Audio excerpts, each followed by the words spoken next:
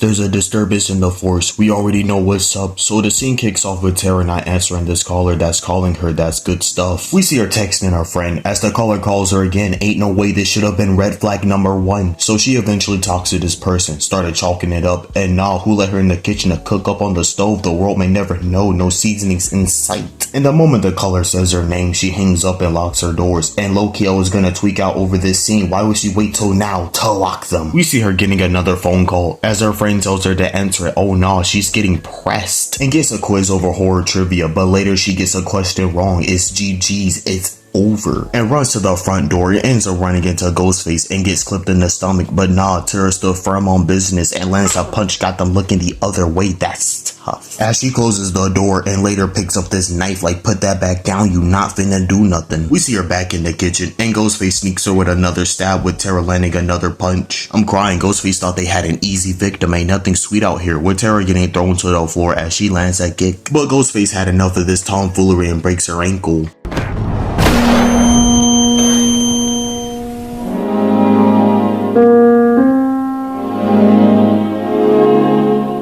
Someone save her, out here fighting for her life, getting stabbed in that hand. And I need to know what she did to make you this mad. And just look how Ghostface is stabbing her all up in her stomach, and later lands the final blow into a title card. We cut to the next day where Tara's sister Sam walks in the hospital as her friends leaves, with them having a conversation about the last night, but we're not gonna get into that. I honestly do not care. We fast forward a bit with Tara's friends encountering this Neanderthal. Walked up in here with no lineup and a big forehead, who let him cook. Just look how he's trying to press them. I don't even want to know who he's feeling like. Bench players talking like starters. I hate it. I'm crying. He's ready to get beat up. No worries, his time is coming. We see him outside and somehow his scar turns on as he checks it out. In the moment his back was turned, we knew it was Raps. Got Ghostface stabbing him in the neck, straight greased him, laid him out. We switched back to the hospital with Sam alone in this room, started taking her medications. And tell me why out of left field we see Billy popping up out of nowhere just to talk to her. And to give context, yes, this is Billy's daughter. What a shocker. But it's all interrupted with her getting a call from Ghostface. Got her talking crazy to them over the phone, begging for them to pull up. And the second they pull up, just look how she started to skedaddle. This really frying me. Peep how they're playing games around the table. Ain't no way, as she runs out the room and runs into this detour officer as he checks it out, but no one is there. We switch scenes with these 5 giving the rundown of what's been happening, but we don't care. We cut to the next day with Sam and Richie giving Dewey a visit, and nah, he started pressing Richie off rip. This is absurd, with Sam wanting Dewey to help them, but that man got stabbed 9 times and a permanent nerve damage. Ain't helping worth zilch. We fast forward a bit with Dewey eventually helping them out anyways, as everyone gives the rundown of what's going on. Nothing but the usual. We're all used to this. And I'm not gonna hold y'all, some of them was low-key getting flamed at the lunch table. It's looking tragic. Me personally, I wouldn't let this slide. We switch scenes with Wes's mom hearing some noise and grabs a kitchen knife. She came correct. She gotta keep her kid safe, but it turns out it was only her son. I really thought someone was gonna get done bad. Brody said nothing, up here scaring this lady. What's good with him? But nevertheless, they say their goodbyes to each other, and that's all their lover gets. Cause a few minutes later, Ghostface calls her up, threatening to put her son in a blender. She turns back around to save him. She has to hurry up. But a few moments later, she runs to the house and gets stabbed by Ghostface. Just look at her face. She knows it's over. It's Raps. GG. Just look how she's getting done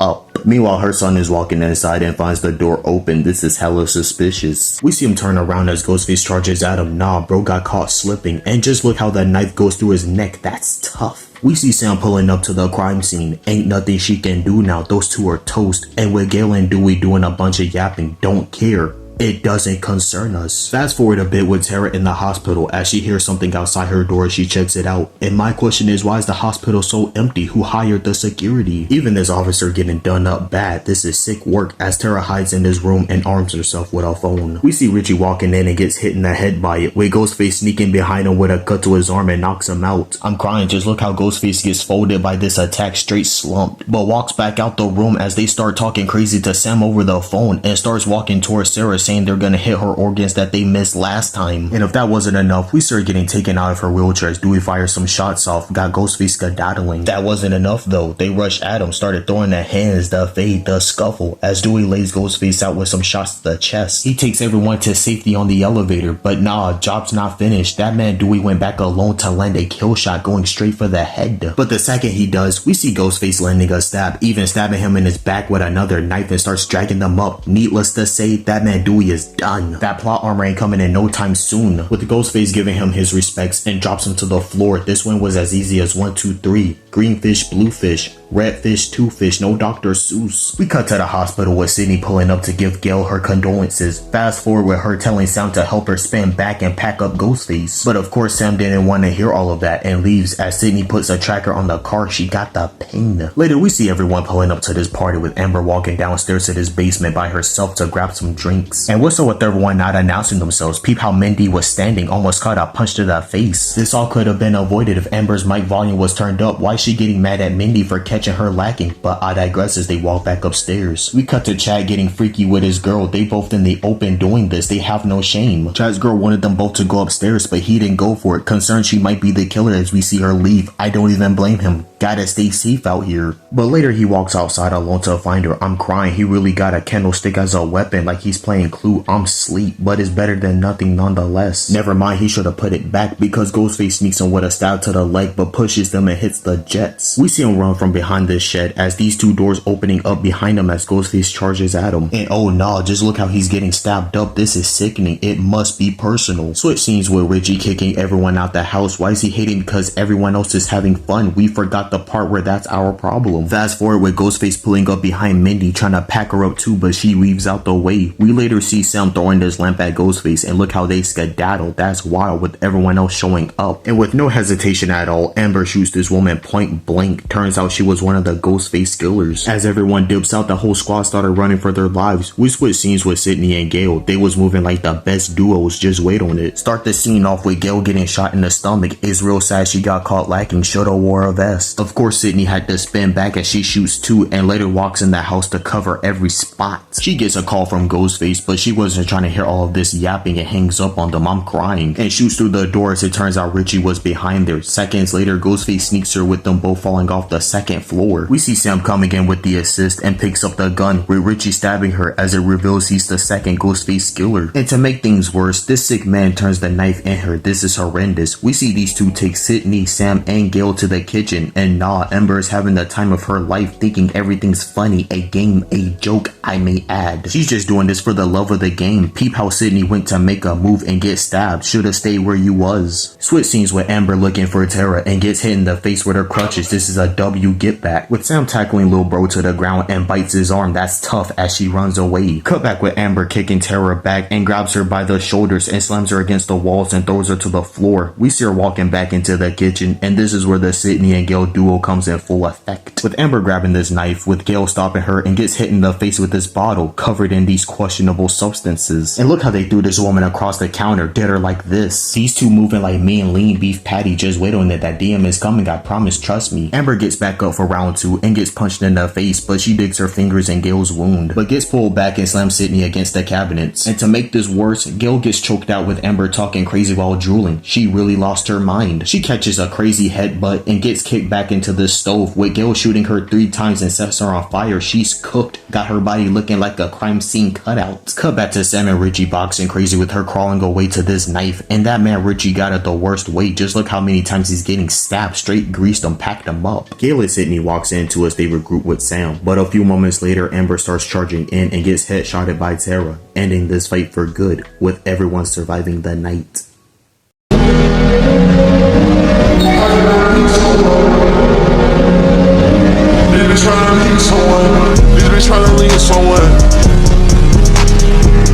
I'm trying to be someone.